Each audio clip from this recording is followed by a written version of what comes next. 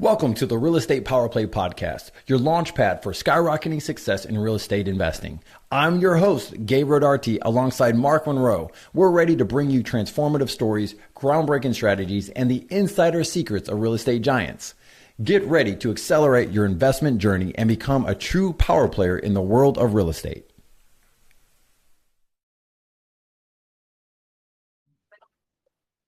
Hello, everybody. Welcome to another episode of Real Estate Power Play. I am your host this week, Mark Monroe, and I'm excited. This is going to be some deep stuff because we have Sohail. He's a loan provider. Sohail, why don't you introduce yourself? But I'm really excited because between you and I, we've had probably close to 60 years experience, and we're going to share some stories and what we've been through. But go ahead and, first of all, introduce yourself to everybody, if you would, please. Hey guys, I'm Badruddin with Provident Loan Servicing. We service private notes, seller finance notes, wraparound mortgages in 48 states. We don't service New York and Pennsylvania. We also offer RMLO services in Texas for now, looking to expand pretty soon into all states as well. So I've been in the industry since 1997, so almost 30 years now. Originated your standard loans for years, ran default departments for large lenders, and then got on the servicing side of things just a few years ago, and we've been growing steadily. So I think when I say this, Mark will agree with me. I know a thing or two.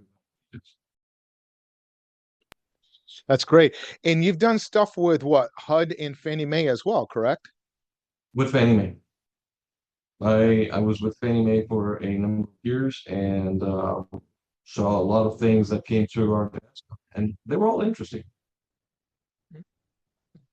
I know we've been at it a few times, and it's like, we're at a cycle now that we see things happening and people doing things out there where, it's the wild, wild west, and we try to educate you and I both and some of the other like Dan, there's several of us out there that are trying to educate people that have been through this with the younger generation, and they're doing things incorrectly, and we're trying to tell them, and they're just like, they don't care. They don't want to listen to us, but they're going to live and learn. But so what are your thoughts on some of this stuff? Like what you're seeing out there, like, subject to has been around for 30 or 40 years. Let's talk about that briefly, because I know you service some subject to deals, but let's talk a little bit about that, because that's probably one of the biggest factors that's really gonna cause the industry to kind of really get regulated. Because when we did subject twos way back, it's been around for 30, 40 years. It was always designed for us investors to buy the property and stay in the deal. It wasn't designed for wholesaling or assignments, which they're doing nowadays. What are your thoughts on that? So or assignments, right? I am somewhere in the middle. The idea is the person who's buying the property, the assignee, is probably going to be in it anyway, but they need to meet with the seller and have that conversation to make sure that the seller understands what's going on. Buying subject to or selling subject to does not mean that their liability on that mortgage goes away. And many of these sellers are led to believe by or ill-intentioned wholesalers. I don't know what their intention is, but the thought process is that the liability goes away. The responsibility falls on the investor, whoever's buying that property.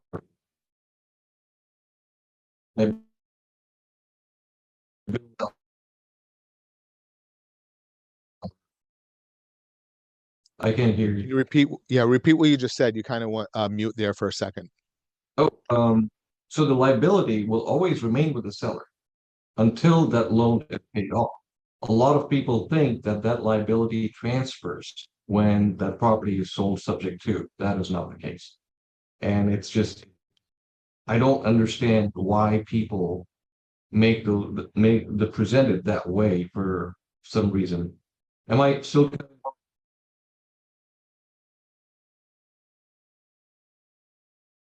Am I still cutting out, or can you hear me? Whoops, I can hear you now. Sorry about that. You're good now. Okay. Otherwise, what I'll do is I'll connect the headset and then talk. We're talking about the sellers thinking that the liability is passed on, even though it's a subject to. Exactly. And they're stuck with it. And what the other issue is, a couple of years from now, when they go to buy another property, the underwriter is going to ask for payments on their existing mortgage. And if that investor has not made payment in time, or if the seller's profile is not strong enough, because majority of these subject to deals are sold when the sellers are in a distressed situation. So you can pretty much know that their credit was trashed at the point to where now they had a chance to rebuild it and make sure all payments have been received on time. Only then there is a chance that they will qualify for the next mortgage. But if there's no paperwork and there's no paper trail on who's been making the payments, then guess what? That existing mortgage will be counted against their qualification of the next home, which means the underwriter is going to use both mortgage payments against them. And in majority of the cases, they will not qualify for the home loan. Yep, totally. And yeah, we see that happen all the time. That's why Yes. I always tell people, I actually, because I do have a mentorship program, and one of my students, it's been in for 2.5 years, is up to 35 doors. That's amazing. He's doing really well. Wow. And he's doing and this is his first subject to deal he's doing right now after doing 35 doors. And it's a short balloon. I think it's like a 3-year balloon on it. So he needs to make sure that everything's set up the correct way, where he's not selling it, he's holding it, he's going to be renting it, but he wants to make sure that he can refinance it himself in 3 years. So even as the buyer, as an investor, make sure that's set up correctly. I said, hey, you know what, you need to reach out to your loan officer, because every lender has certain guidelines what they want to see for the paper trail and the whole process. And I said, make sure you get in writing, because who knows, in 3 years, you may not be there. And then they're going to say, oh, this is what, so you always, what are your thoughts on that? So, the challenge is everybody looks at it from a different lens. Every underwriter will look at it from a different lens. But at the end of the day, there are a standard set of guidelines for these transactions, whether it be conventional, FHA, VA, whatever the case may be. I don't know of any lender who accepts anything less than 12 months in payment history. But then again, if you're looking at an FHA transaction, if the seller is buying FHA, then it's underwriter discretion. So minimum 12 months payment history. But if the borrower is not strong credit wise or credit worthy in a strong sense, then the underwriter will count those 2 mortgage payments against them anyway, because it is their license or their ID on the line. And a bad decision making on their part could in fact jeopardize their career as well. With VA loans, the thing that worries me the most is that the seller will lose their entitlement on their existing VA.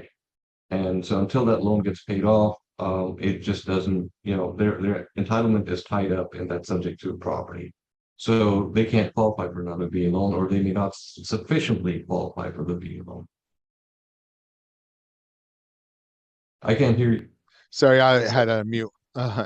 So it also depends on like what the VA eligibility is, correct? Like say, for example, say somebody has a VA eligibility for, it's say 750,000, right? And they have a current mortgage at 250,000. They still technically could have $500,000 eligible to use. They won't be able to go buy a larger home, like $1 million home, because it's only for that particular area. Because they do it based off of location. Like I think in Washington D.C., VA eligibility is like $2 million now, I think. Oh, wow. Yeah, it's changed. Wow, yeah. Lots changed since I originated. Oh yeah, the times have changed a lot. The DSCR loans, to me, they look like more of like almost like the subprime loans back in the day. It's And with great rates, with amazing rates right now. Like the subprime loans we used to do were at 12% and 2 points or 3 points. And here we are with DSCRs where you can get, I think I saw a rate quote yesterday at 5.5%.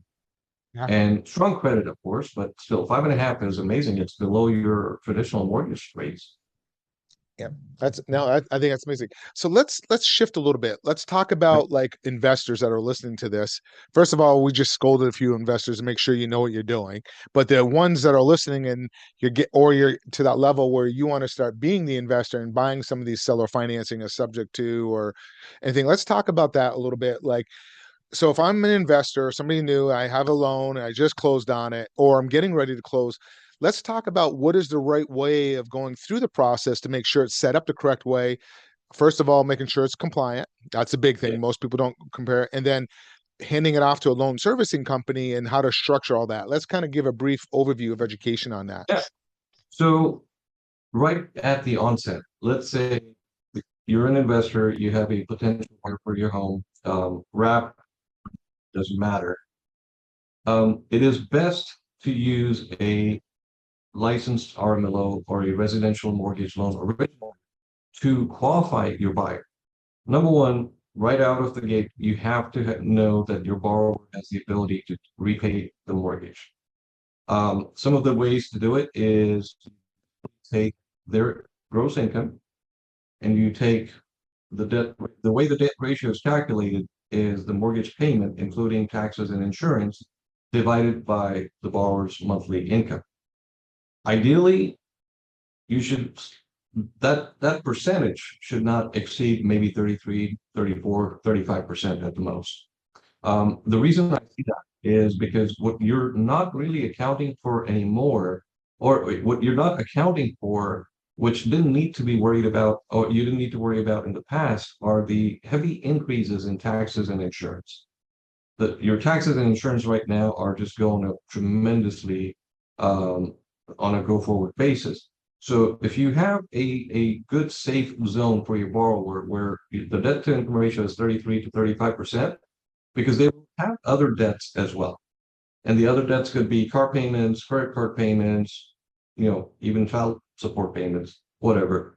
But when you add those payments in along with the mortgage and you divide that by the borrower's monthly income, that total debt to income ratio should not exceed, in my mind, more than 45%.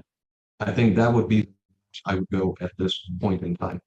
So that's the start. The I have next a step, question on that. I have a question on that. yeah, When you're talking the numbers and you're looking at the borrower's income, are you going by the gross or the net?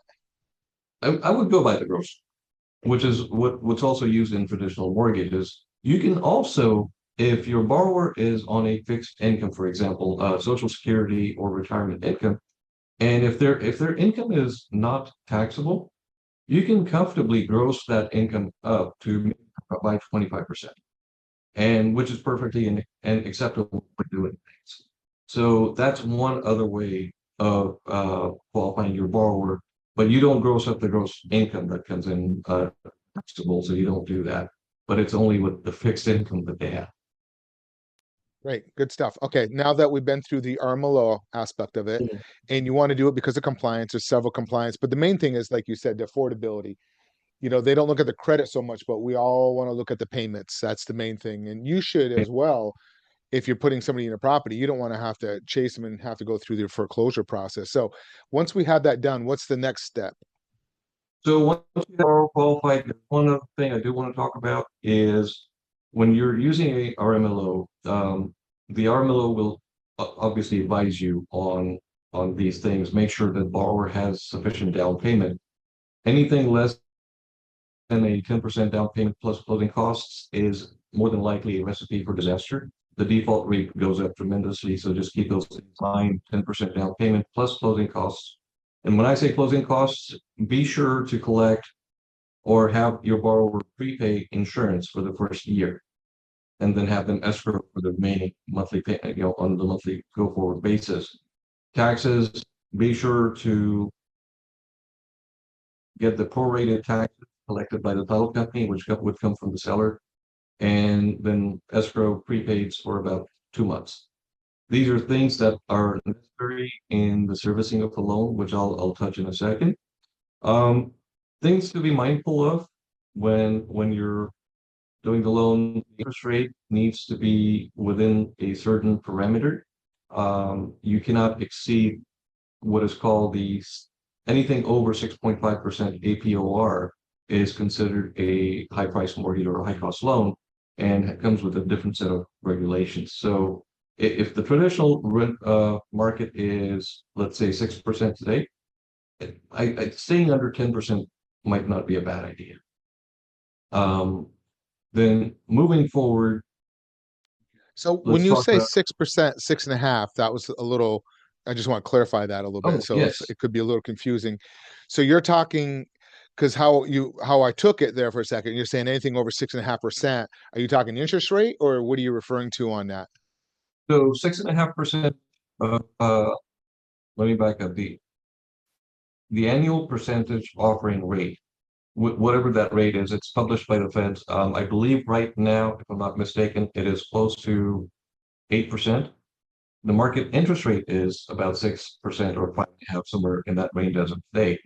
But it's the published rate, the APOR is about 8%. So APOR plus 6.5%, so about 14.5% interest rate. In majority of the cases, if you try to max out on that interest rate, you will not have a borrower. You will lose that borrower because those people are payment sensitive, rate sensitive as well. The ideal range that I would recommend is somewhere in the middle between the 14.5 and 6, or the 6% market rate. I think 10% is an easily acceptable interest rate to most borrowers. So that's where I would recommend staying at. And Got it. make sense? Okay. So then once your borrower is qualified and go through the closing process, make sure that the down payment is collected, the prepaids are collected.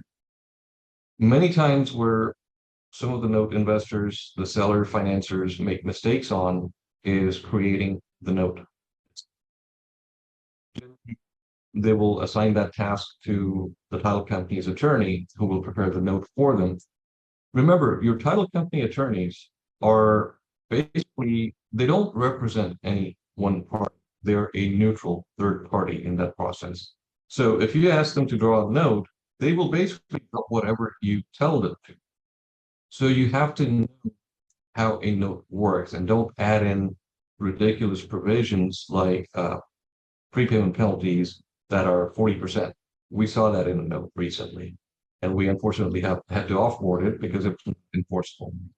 Ideally, what I would recommend doing is have the interest rate at 10%, a 10-day grace period, where if a borrower goes past the grace period, then have a penalty of 5% of the P&I once they're past the 10-day grace period. Don't try not to do arms. It's not a good look if it ever goes to court. Don't do prepayment penalties. Now, these are things that when I say all these things, it's related to our occupied loans, not. So ideally, no. I'm gonna have to back up there a little bit. You're cutting out Yeah. again for a second. So go ahead. You left off, you went blank there. The market rate loans, that's kind of where that's the last part we heard. Oh, okay. So when you're creating the note, ideally don't do balloons, no arms, and no prepayment penalties. This is just not a good look if it ever gets challenged in court, if the borrower it goes into foreclosure, right? Make sure that the loan is fully amortized for 30 years. And what else can I tell you? Oh, in fact, here's a better alternative. Fannie Mae offers note and deed of trust / mortgage templates for anybody to use in every single state. You're better off just going online, downloading that template, and using that template as your note. You're muted. Sorry, I'm on mute again. So let's back up. So you're saying Fannie Mae allows people to go into the state and look for the note, and you said the deed of trust or mortgage that they can download to use as a template? Yes, from Fannie Mae's website. They have it for every single state. Okay, perfect. And then you know you're in compliance at that point. 100%. The only difference with your Fannie Mae notes is the grace period. It's 15 days versus typical seller finance deal where it's 10 days. But in my opinion, why reinvent the wheel when you have the entire ability to use that format? Yep. And One thing I want to piggyback, you said something about, making sure like, where they don't default and you have to foreclose, like, and I've seen, if it's an older property that you're selling to a buyer, and you're carrying the note, a lot of times where I see people get into issues is if they just buy that property and they put 10-20% down, and something goes bad on that property, like a AC or a septic, oftentimes they don't have money to fix those repairs, and that's where I think see items go bad. So if you're that's something you should look at when you're underwriting, like what is their reserves if something happens to that property. yeah, If the reserves are tight, I would recommend getting a home warranty, that will help on some of the stuff, because that's where I've seen deals end up going sideways a lot in the beginning, where somebody just bought a home and they put all the money down on that, and you took all that money and they have no money to fix that property. That's where I've seen some issues kind of happen. So I just wanted to kind of plug that in a little bit. that's a very good point. We currently have a loan that's actually, and mainly because it was a very tight scenario. The lender pushed it through. We didn't originate the loan, but it was originated. There was no RMLO involved either. Very tight scenario. They pushed it through, closed the transaction. We're servicing it. 2 months later, the borrower stops making payments on it. Primarily because the like what you said, issues with the roof, issues with air conditioning, issues with foundation. The borrower does not have the money. Did the borrower know about it? They probably did, but at this point they're pleading their case in front of a judge, stating that they were never notified of these issues. So it's always best to have those portions covered, and like you said, make sure that the borrower has reserves to where they can afford to get those fixes done, or at least get a home warranty, so this way those issues don't come up or get Yeah, and addressed. that's usually where I see deals go bad. If it's a nicer home and it's turnkey and you've already done the repairs and you've done everything, Yeah, then you can kind of use your judgment call. But just keep in mind, if it's an older home and it's kind of shows it's tired a little bit, that buyer needs to have some reserves to be able to fix repairs. So okay. So anyway, I just absolutely. want to plug that in because that's where I've Yep. seen usually where buyers and the note, you as the seller slash investor, you guys will end up in a court and nobody wins. So anyways, go ahead. I'm sorry about that. So again, the key is don't add special provisions in the note. You don't need to do that. It's garbage. It's a waste of time. It may make the note unenforceable. We had a note, like I said, had first year a prepayment penalty of 40%, second year 30%, third year 20%, and then year four 10%. And so when we reviewed it, the note was not enforceable and we had to offboard the loan. So just don't do things that could potentially create issues. Seek advice, reach out to Mark, reach out to me. Happy to answer these questions for you. Once the loan is onboarded with a servicer, ideally always use a servicer if you can. Only makes sense to do it. Once the loan is onboarded with a servicer, work with them in the sense that, make sure that all the documents are provided to them so there's nothing missing, and work with them in things where when you ask a question, or if it's like when I receive questions about potential regulatory issues, because lenders will come up with some really interesting questions where I'll get on the phone and say, no, we can't do it because it's out of compliance. This would be illegal, things like that. Just make sure you're running those questions by your servicer before you try to do something that just could potentially land you in hot water. And I want to clarify one thing. When you're Yep. using the word lender, okay, um, people listening to us right now, we're referencing it you also as the investor because you are technically the lender. So I just want to clarify that because that could get a little confusing, especially if you're just starting and understanding the proper. So because Sohail, he talks to buyers, the borrower, and the seller is the lender because it is. I mean, you're selling a property, and so you're wearing two hats in a sense. You're the seller, you're the investor, whatever, and then you're also wearing a hat because you're the lender because you're carrying that mortgage note. And then the buyer is also the borrower. So I just want to kind of clarify that a little bit. Yep. Sorry about that. Yep. No, absolutely. That's a great point. We get that a lot where I'm saying lender and they keep thinking, who's the lender here? Well, it's you, the investor. And so yeah, that's pretty much it in a nutshell. Where and ideally, what I always say is work with your servicer to resolve any issues that are coming up. If you've learned that your borrower may not be able to make a payment, and if we've not been informed as a servicer, let your servicer know right away. Primarily because we can have a record of those things, and then make recommendations as to the next steps. If you want to do a workout, if you want to foreclose, deed in lieu, things like that. Go So ahead. I have a question. When you're setting up the note, the seller slash lender, and what like working with a loan servicer like yourself, who's responsible for that? How should that be done? So it's always going to be the lender, the investor. They select the lender. Here's a good thing though. On new closings, if you disclose to your borrower properly, then your borrower will make the the servicing fee payment. So this way, you don't incur a cost out of what your proceeds would be. You just disclose it properly before closing or at closing. That there's a servicing fee.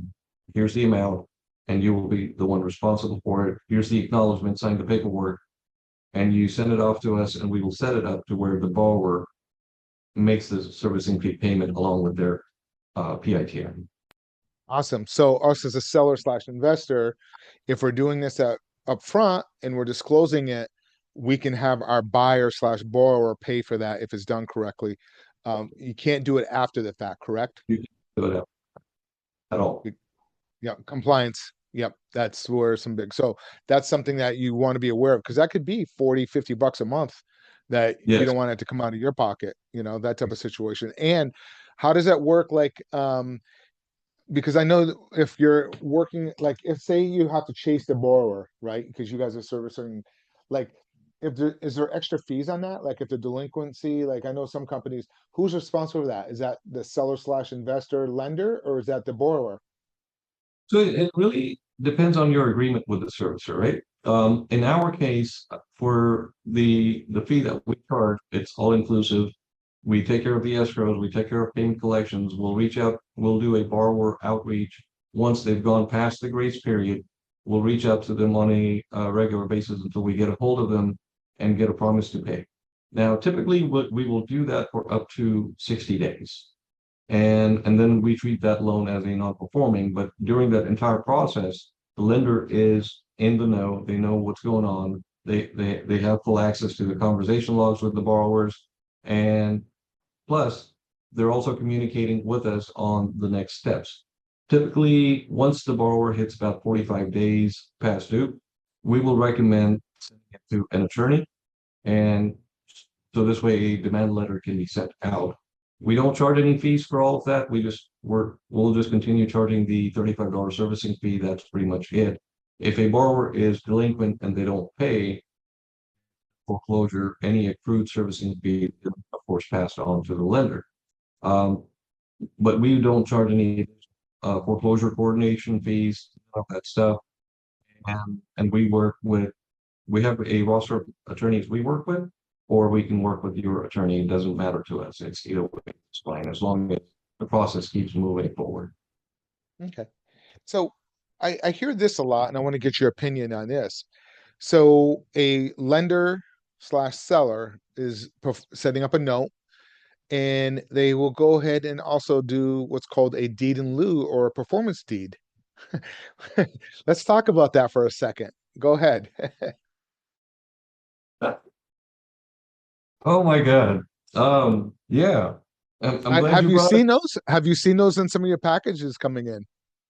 I have seen them, and we have fired that lender because with deed in lieu, a pre-signed deed in lieu is what it's called.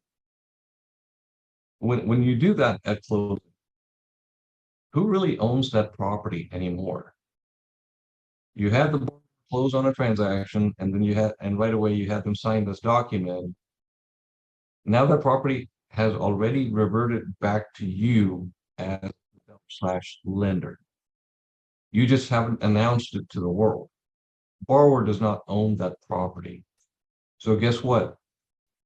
If the borrower from now, a few months from closing or a couple of years from closing, ends up not being able to make those payments, and you choose to go record that document, number one, if that document is more than a few months old, majority of the states or the counties will not even accept it, they'll reject it.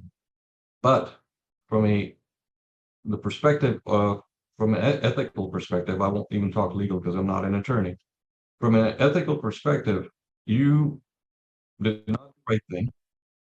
And if that borrower chooses to file a lawsuit against the lender, I guarantee you that judge will only side with the lender, but will ask the lender to repay or refund every penny the borrower has paid towards the property.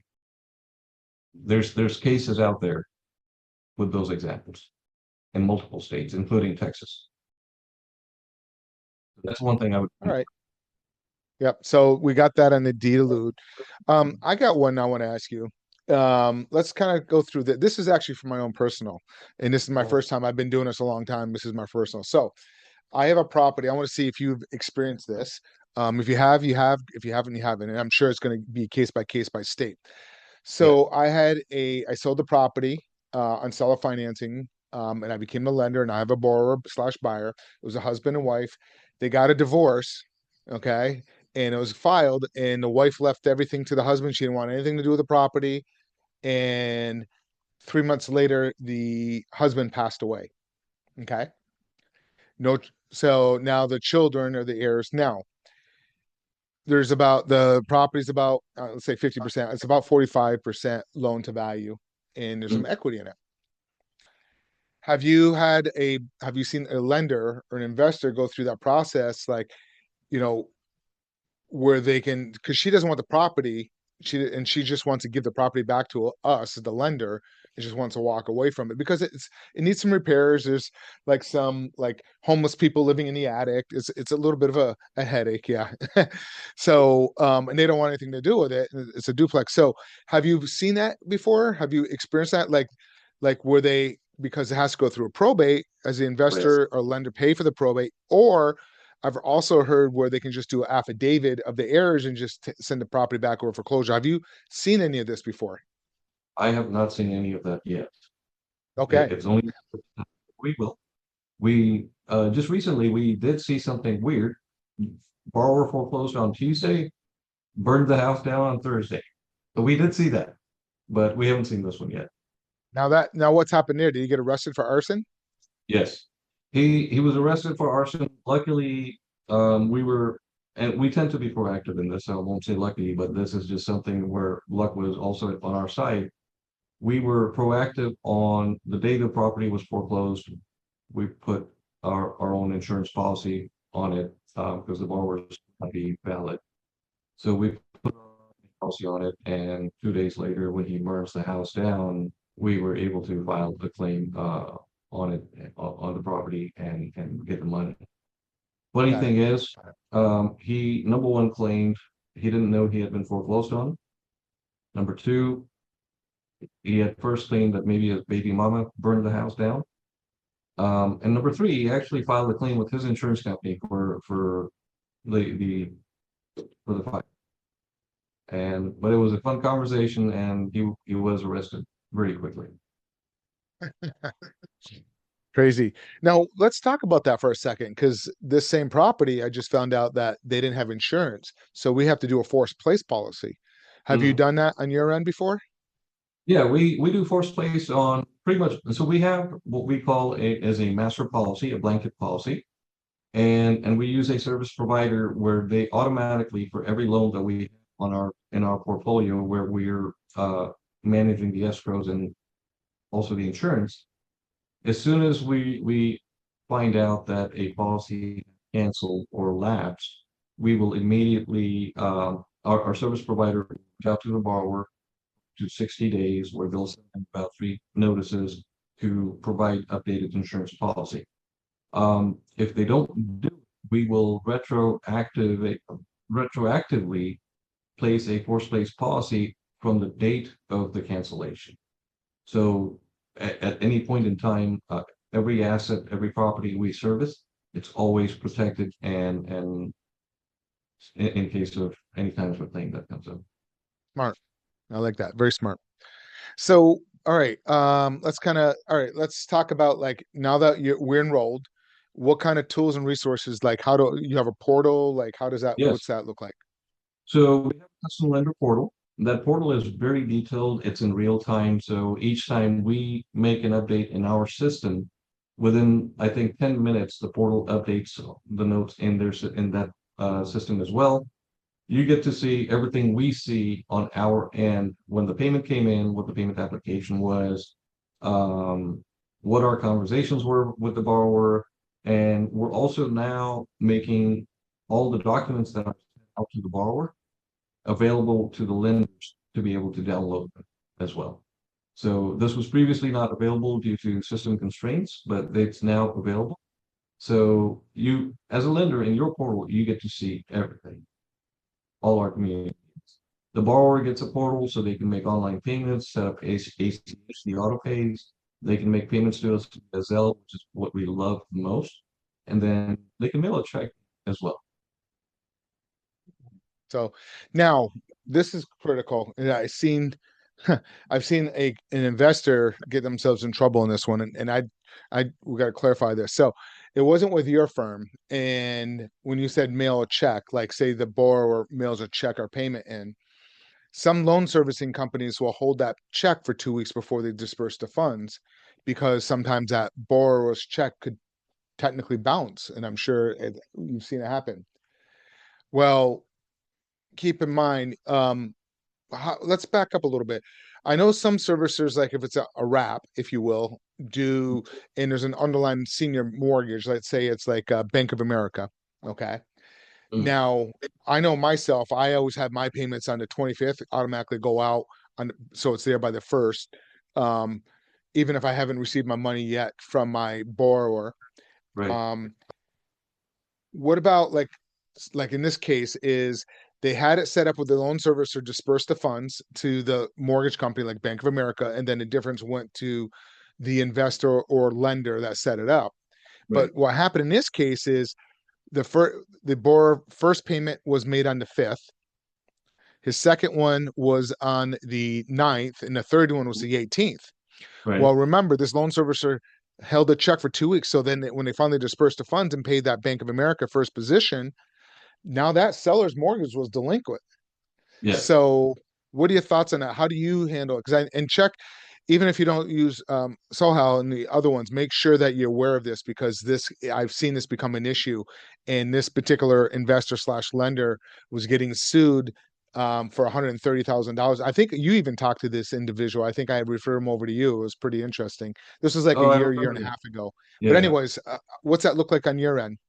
So we don't hold checks for 2 weeks.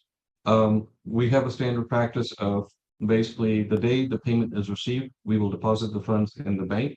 And we treat that just like a payment that was received online, for example, right? If it's going to bounce, it'll bounce within the 3 business days. So we wait 3, maybe 4 business days at most.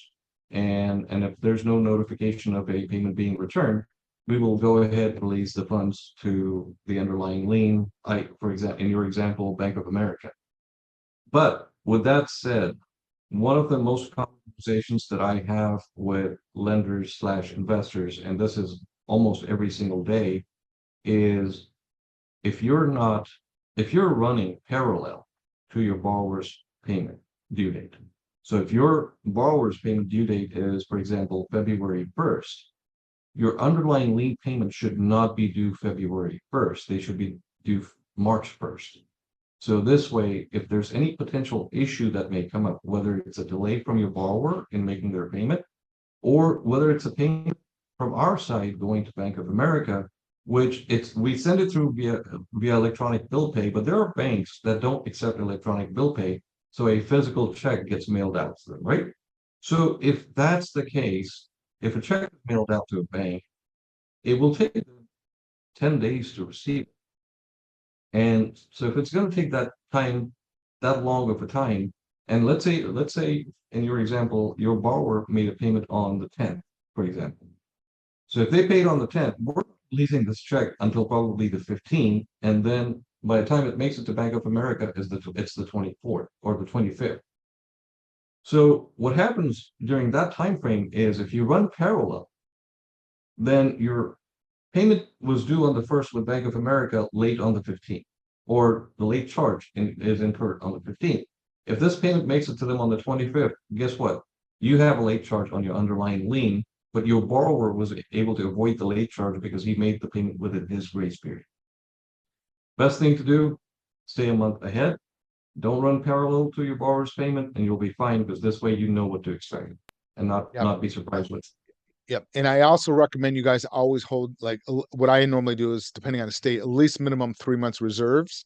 So if something does happen and you're with your borrower, you have reserves to keep making that underlying payment, because it will happen. You know, it won't happen a lot, but it does happen. And you just want to make sure that you're not putting yourself into a bad situation, especially if this is your first couple and you don't have the reserves. You need to make sure that, you know, if they're putting it like that 10% down plus, put some of that away for that rainy day, you know, so you can sleep and not have to worry about that. So, If you don't have the reserves, don't do the transaction. Here's why. Now that the new year has started, we're seeing more and more, or not more and more, but we're seeing a lot of the escrow analyses come in.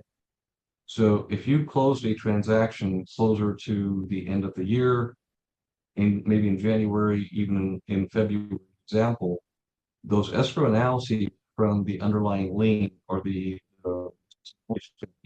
the likes of Bank of America, there's a good chance they may contain some escrow shortages and thus increasing your monthly mortgage payment.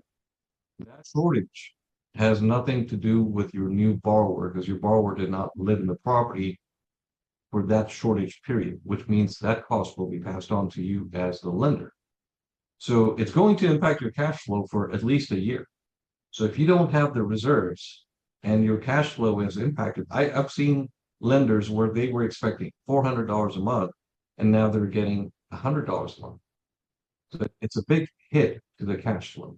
If the reserves are not there, you could potentially end up in a situation where, and we've had this happen a few times. We recently had one happen where the lender walked away from the transaction because he was not making any money.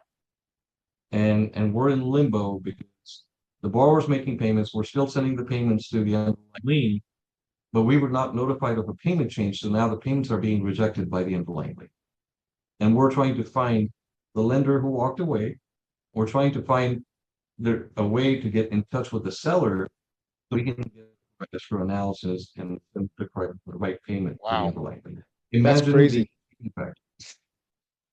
Now that seller, the underlying, could sue that everybody involved, sue the wholesaler if there's a wholesaler and the buyer that took care of it, because, you know, they're signing documents that they're going to make sure they take care of and responsible. So yeah, Exactly. absolutely. You need that. You know, I have one just myself that is we just did an escrow analysis and it's short $3,100, you know? Yep. It's like, woo. But it is what it is, and you have the reserves to cover it, but you just kind of make it up. So as long as you have a good loan servicing company, and it will happen, you know, so you always want to hold the reserves. That's crazy that happened. But I had a situation one time where people don't realize this, even wholesalers or even people doing the first subject to deal, if you will, where the property was in Florida and the borrower bought it like 15 years ago and it was homestead. Mm-hmm. So when you're doing that and it's getting recalculated and they didn't, and the new buyer didn't homestead it, it was a $700 a month swing in taxes. Wow. Well, those and the disability exemptions too, those are huge because like in many of the states, there are no taxes if you're a disabled veteran, for example. Mhm. And then when exemption goes away, you go from 0 to maybe $1,000 a month, and that impact it's just tremendous. So just do the math correctly, have the reserves, so you don't fall into that situation. And then, and if you're new at this and you want to make sure you have everything correct, that's where you can reach out to Sohail before you close, and he can kind of even guide you through it and make sure you have everything correct. So, Yep. Sohail, this is great. Why don't you tell everybody how they can get in touch with you? Yeah, so I can be reached at providentls.com. That's our website. My email address is my first name, Sohail, Sohail, at providentls.com. Mark, I've got one more thing to mention. Wrap loans and insurance policies. Don't have two insurance policies. When your wrap buyer purchases the home, have them get their own policy. If you need help in setting up the additional stuff, reach out to me, reach out to you, but don't have two policies because if they're claim neither one's going to pay. Yep. You're seeing that? People have two policies? Yes, all the time. All the time. And we have to literally go to battle with the lender, and many times where it's like, dude, stop it. Cancel it. Have your borrower get their own policy. Send it over. This is how you set it up so they won't reject it. A lot of people worry that the loan will get called. Doesn't get called for insurance. I've never seen that. Other reasons that they will get called, but not. So why don't you tell real quick, just a snapshot, what is the proper way of setting it up? Like if you're setting up the insurance company, how should it be structured? So the best way to do it is the insured will always be the wrap buyer. Additional insured is the seller, the original seller, the one who's the borrower on the existing lien. First mortgagee will be the existing lien, and then the second mortgagee could be you as the lender or Provident as the servicer, either or. And we have on our website under forms, there's a document called Insurance Requirements, and it shows you exactly how to. Perfect. That's pretty straightforward. So yes, yeah, people freaked out. Oh, I don't insurance, but that's good to know. I'm shocked that people have two policies, but interesting. Too many people do. Especially if you're in Florida. Imagine having two policies. You're paying an extra $250 a month easily. Yep. And then if there's a claim, guess what? No one's going to pay. Neither insurance company will pay. We see it all the time.